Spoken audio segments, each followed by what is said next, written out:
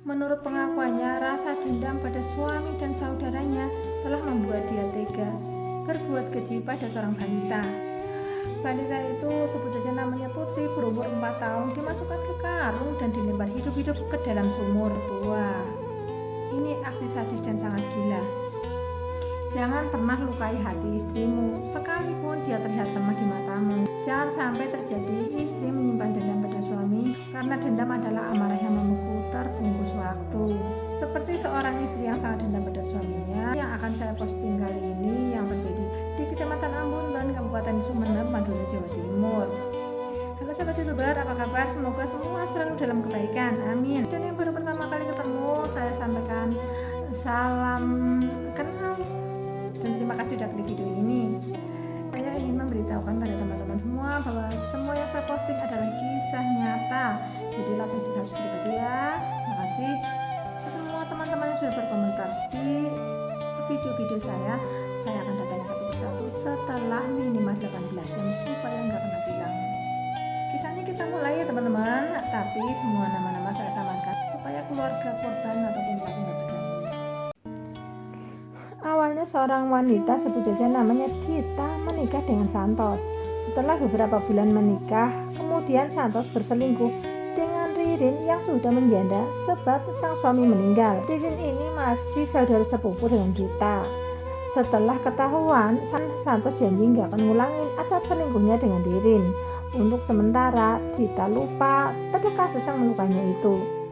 Beberapa tahun kemudian, Ririn dan Dita yang sama-sama punya anak. Dita punya anak 2, umur 5 tahun dan umur 14 bulan. Ririn punya anak 1, umur 4 tahun, yaitu sebut saja namanya Putri. Kehidupan Ririn secara ekonomi jauh lebih baik dibandingkan kehidupan Dita. Anak-anak mereka sering main bareng. Sebab selain masih saudara, rumah mereka juga berdekatan. Pada hari Minggu tanggal 18 April, Ririn melapor pada polisi bahwa Putri anak mereka hilang. Polisi dibantu warga pun langsung beramai-ramai membantu mencari keberadaan Putri.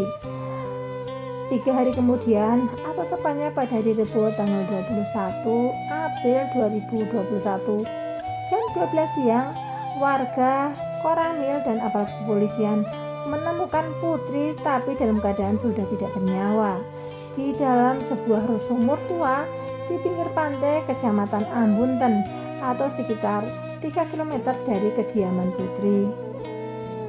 Jasad Putri terbungkus karung putih bekas pakan ayam. Bagian matanya tertutup kain kerudung berwarna hitam.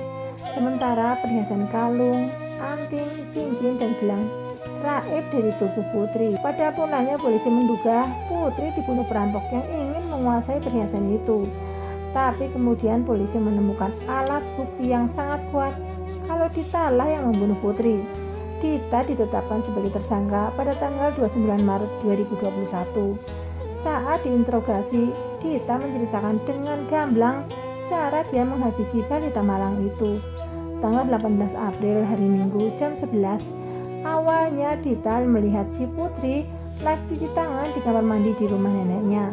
Lalu Dita mendekat dan merangkul sambil melepas semua perhiasan yang dipakai oleh Putri, seperti gelang, anting, cincin, dan kalung.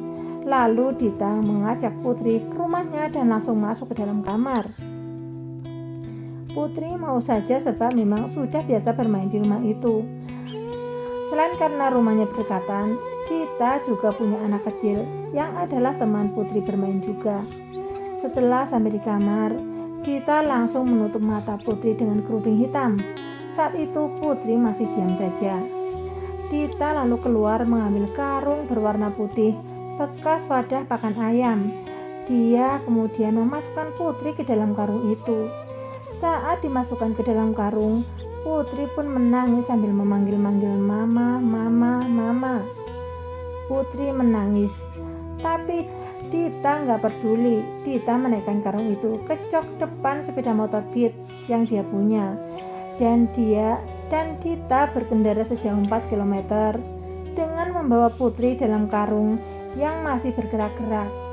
Dita menuju ke arah barat dan berhenti di pinggir jalan raya di Dusun Pandan, Desa Ambuntan Tengah, Kecamatan Ambuntan. Kabupaten Sumeneb. Selanjutnya, karung yang berisi putri tersebut dia angkat pelan-pelan kemudian dibuang ke dalam sumur di pinggir pantai. Kepada polisi, Dita mengaku sakit hati kepada Ririn, ibunya Putri, sebab dulu berselingkuh dengan Santo, suami Dita, hingga dia menyimpan dendam dan melampiaskannya kepada Putri. Tuduhan itu pun lantas dibantah oleh Ririn.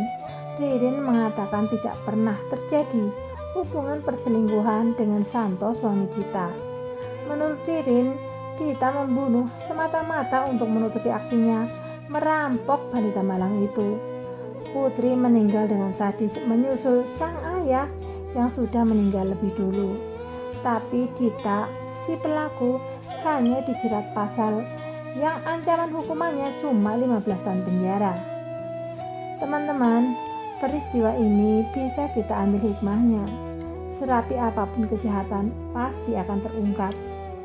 Dan sebagai orang tua, jangan pakaikan perhiasan emas pada anak-anak, sebab hal itu sangat membahayakan dia. Di jalanan, para penjahat-penjahat susah payah begal motor, nyuri motor, jambret, yang risikonya dipukuli bahkan dibakar oleh massa. Otak-otak kriminal ini serasa nemu dompet penuh uang di jalanan saat melihat ada anak kecil yang memakai banyak perhiasan. Menyenangkan anak-anak bukan seperti itu caranya. Ingin terlihat kaya juga bukan itu caranya. Teman-teman, ada banyak cara menyenangkan anak. Dan kalau mau pamer, ada banyak cara untuk pamer. Tapi jangan sampai membahayakan anak. Kalau mau beramal sekarang, paling gampang adalah dengan cara menekan tombol subscribe saja. Teman-teman, sekian dulu untuk video kali ini. Terima kasih atas supportnya. Dan sampai ketemu lagi. Dadah.